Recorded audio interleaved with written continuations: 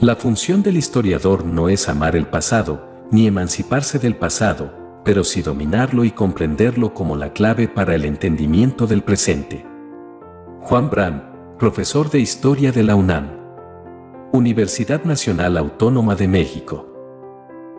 Hola amigos. Hoy hablaremos sobre el espacio, tiempo y protagonistas de la historia. Para el estudio de la historia y conocer los procesos históricos es importante tener en cuenta tres elementos fundamentales: el espacio, donde suceden los hechos históricos; el tiempo, cuando suceden; y los protagonistas, quienes son parte de los hechos. ¿Qué es el espacio en la historia? El espacio es un concepto esencial para la comprensión de la historia.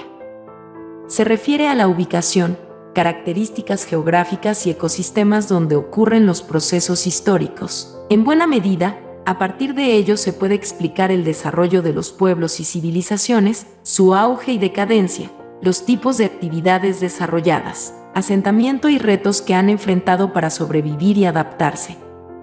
Desde el punto de vista personal, cada individuo construye desde su infancia y a lo largo de su vida el concepto de espacialidad. Primero se ubica y relaciona entre sí solamente aquellos lugares que le son familiares. Después amplía su horizonte a la escuela, la comunidad, el país, el continente y el mundo. Para esto, la geografía y la historia se complementan. La representación gráfica del espacio-tiempo se hace por medio de los mapas históricos. ¿Qué es el tiempo en la historia? Los historiadores se ocupan de estudiar hechos y procesos que sucedieron, en su mayoría, hace mucho tiempo, décadas, siglos o incluso milenios atrás. El tiempo contiene el devenir, el lapso en que transcurre la vida de los seres humanos en un espacio determinado. El tiempo involucra nociones de permanencia, continuidad, simultaneidad, ruptura, duración y relatividad. Dichas nociones permiten establecer la relación dialéctica entre pasado, presente y futuro.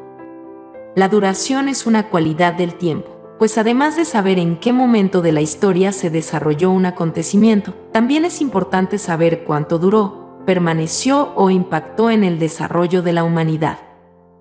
¿Cómo se llama la ciencia que estudia la medición del tiempo histórico? La ciencia que estudia la medición del tiempo se llama cronología, y es la que nos permite ubicar los hechos históricos a través del tiempo, relacionándolos para poder identificar lo que es propio de cada uno. La cronología puede ser absoluta o relativa, al momento de entender los procesos históricos a lo largo del tiempo histórico, por lo que es necesario entender estas dos perspectivas o ejes fundamentales al momento de estudiar la historia: la diacronía y la sincronía. ¿Para qué sirve la diacronía? Nos ayuda a presentar una sucesión de hechos que acontecen con cierto orden, lo cual implica analizar los cambios de las sociedades a través del tiempo y entender el porqué de esos cambios. Pongamos como ejemplo, la civilización egipcia se dividió en tres etapas de esplendor: el Imperio Antiguo, Medio y Nuevo. El ejemplo tiene un sentido evolutivo, continuo. Épocas que son diferentes pero consecutivas que se relacionan. ¿Para qué sirve la sincronía? Presenta los acontecimientos históricos que se produjeron en un mismo lapso de tiempo, pero en diferentes espacios geográficos, y nos permite comparar hechos que ocurrieron simultáneamente en lugares o países diferentes, analizar su influencia y poder entenderlos. Por ejemplo, el impacto que tuvo la Ilustración en América Latina. Para esto hay que entender que la Ilustración fue un movimiento cultural e intelectual, primordialmente europeo, que nació a mediados del siglo XVIII y duró hasta los primeros años del siglo XIX.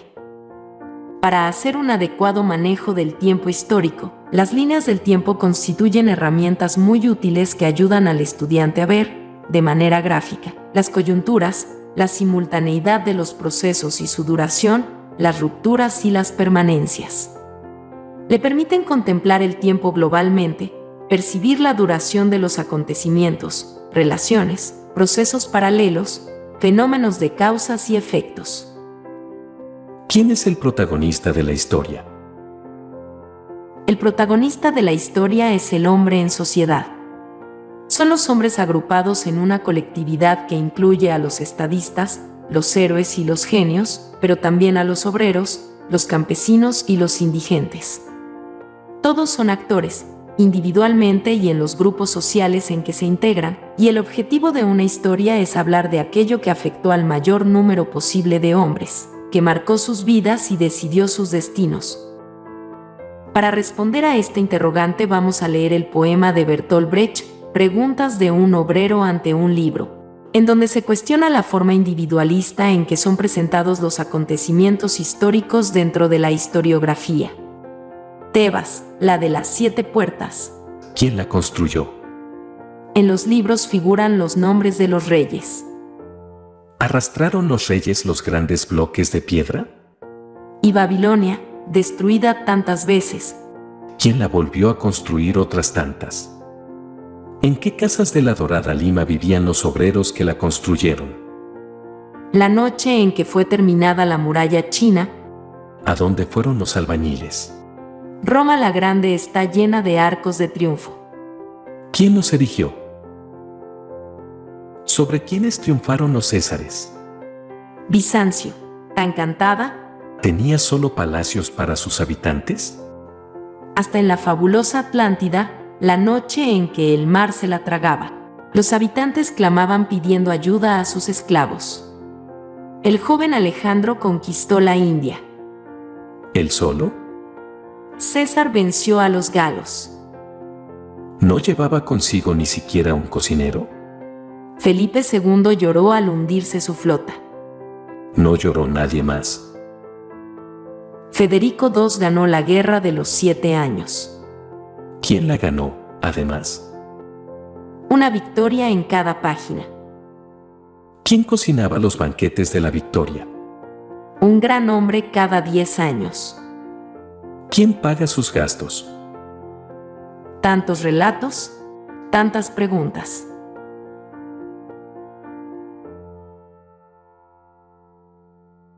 Comparte, comenta, dale me gusta y suscríbete al canal para seguir aprendiendo sobre historia.